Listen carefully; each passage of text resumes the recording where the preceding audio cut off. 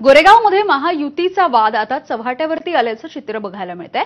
गोरेगावमधील शिवसेना शिंदे गटाकडून भाजपच्या महायुतीच्या उमेदवार विद्या ठाकूर यांना निवडणुकीमध्ये सहकार्य होत नसल्याचं दिसून येत आहे। कारण शिवसेना शिंदे गटाचे मिलिंद कापडे यांनी विद्या ठाकूर यांच्यावरती जोरदार टीका केली आहे।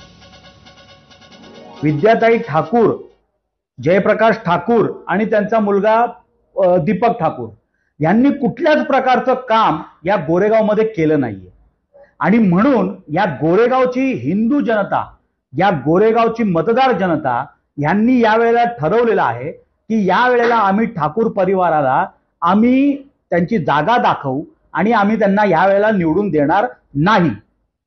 दुसरा विषय असा की युती धर्माचा विषय माझ्याकडे 10 वेळा आला की युती धर्माचं ज्ञान मला बऱ्याच लोकांनी दिलं। मी त्यांना एक प्रश्न विचारू इच्छितो की युती धर्माचा ठेका फक्त मिलिंद कापडे शिंदे साहेबांचं जो गट आहे त्यांनीच घेतलाय का?